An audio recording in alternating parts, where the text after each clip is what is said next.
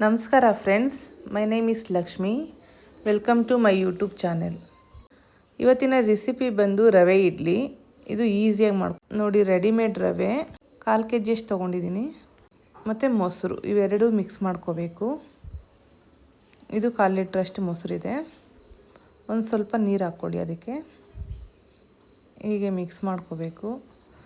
ಅದು ಚೆನ್ನಾಗಿ ಮಿಕ್ಸ್ ಮಾಡಿ ಒಂದು 5ರಿಂದ 7 ನಿಮಿಷದವರೆಗೂ ಹಾಗೆ ಇಡಬೇಕಾಗತ್ತೆ. ನೋಡಿ, ಚೆನ್ನಾಗಿ ಮಿಕ್ಸ್ ಮಾಡಿಕೊಡಿ. ತುಂಬ ಈಸಿಯಾಗಿ ಮಾಡ್ಕೋಬೋದು. ಇದಕ್ಕೆ ದಾಲ್ ಮಾಡಿಕೊಂಡ್ರೆ ಇನ್ನೂ ಟೇಸ್ಟಿಯಾಗಿರುತ್ತೆ. ಕಡಲೆ ಬೀಜ ಚಟ್ನಿ ಅದಕ್ಕೆ ಕಾಂಬಿನೇಷನ್ ಚೆನ್ನಾಗಿರುತ್ತೆ. ದಾಲ್ ದಾಲ್ ತುಂಬ ಚೆನ್ನಾಗಿರುತ್ತೆ. ನಾನು GRB ಅವ್ರದ್ದು ತೊಗೊತಿದ್ದೀನಿ ರವೆ ಇಡ್ಲಿ. ಇದು ಮಿಕ್ಸ್ ಇರೋದು ನೋಡಿ. ಈಗ ಮುಚ್ಚಿಟ್ಟಿದ್ದೀನಿ. ಇಡ್ಲಿ ಪಾತ್ರೆಗೆ ಒಂದು ನೀರು ಹಾಕ್ಕೊಂಡು ಬಿಸಿ ಆಗೋದಕ್ಕೆ ಇಟ್ಕೋಬೇಕು. ನೋಡಿ, ಈ ಪ್ಲೇಟ್ಗೆ ಒಂದು ಸ್ವಲ್ಪ ಆಯಿಲ್ ಹಾಕ್ಕೊಳ್ಳಿ. ಯಾಕೆಂದರೆ ಇಡ್ಲಿ ಚೆನ್ನಾಗಿ ಬರುತ್ತೆ. ಸ್ವಲ್ಪ ಆಯಿಲ್ ಅದಕ್ಕೆಲ್ಲ ಹಾಕ್ಕೊಂಡ್ರೆ ಹೀಗೆ ತುಂಬ ಚೆನ್ನಾಗಿರುತ್ತೆ. ಈಸಿಯಾಗಿ ಮಾಡ್ಕೋಬೋದು.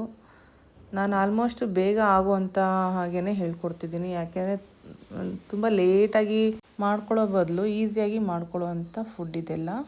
ನೋಡಿ, ಇದಕ್ಕೆ ಹಾಕ್ಕೋಬೇಕು. ಅದು ಒಂದು 5ರಿಂದ 10 ನಿಮಿಷ ಇಟ್ಟರೆ ಸಾಕು, ಚೆನ್ನಾಗಿ ನೆಂದಿರುತ್ತೆ. ಇದಕ್ಕೆ ಸ್ವಲ್ಪ ಕ್ಯಾರೆಟ್ ಬೇಕಾದರೂ ಹಾಕ್ಕೋಬೋದು ತುರಿದು ನೀವು, ಇಲ್ಲಾಂದರೆ ಹಾಗೇನೂ ಮಾಡ್ಕೋಬೋದು. ನೋಡಿ, ನೀರು ಚೆನ್ನಾಗಿ ಬಿಸಿಯಾಗಿದೆ.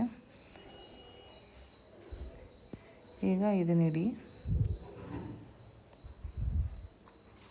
ಒಂದು 5ರಿಂದ 10 ನಿಮಿಷ ಇದನ್ನು ಮುಚ್ಚಿಟ್ರೆ ಸಾಕು, ರೆಡಿ ಆಗಿಬಿಡುತ್ತೆ ನಿಮಗೆ ಇಡ್ಲಿ. ತುಂಬ ಟೇಸ್ಟಿಯಾಗಿರುತ್ತೆ ಮತ್ತು ತುಂಬ ಹೆಲ್ದಿ. ಇದು ನಾವು ಮನೇಲಿ ಮಾಡ್ಕೊಳ್ಳೋವಂಥ ಫುಡ್ಡು ಎಲ್ಲ ಹೆಲ್ದಿಯಾಗೇ ಇರುತ್ತೆ. ಹೊರಗಡೆ ಫುಡ್ಗಿಂತ ಮನೇಲಿ ಪ್ರಿಪೇರ್ ಮಾಡಿಕೊಂಡ್ರೆ ತುಂಬ ಹೆಲ್ದಿಯಾಗಿರ್ತೀವಿ. ನೋಡಿ ಫ್ರೆಂಡ್ಸ್, ಆಗಿದೆ. ಎಷ್ಟು ಚೆನ್ನಾಗಾಗಿದೆ ನೋಡಿ. ಟ್ರೈ ಮಾಡಿ ಮನೇಲಿ. ಇದು ಬೇಳೆ ಸಾರಿಗೂ ಚೆನ್ನಾಗಿರುತ್ತೆ. ಇಷ್ಟ ಆದರೆ ಲೈಕ್ ಮಾಡಿ, ಶೇರ್ ಮಾಡಿ, ಸಬ್ಸ್ಕ್ರೈಬ್ ಮಾಡ್ಕೊಳ್ಳಿ friend. Thank you so much.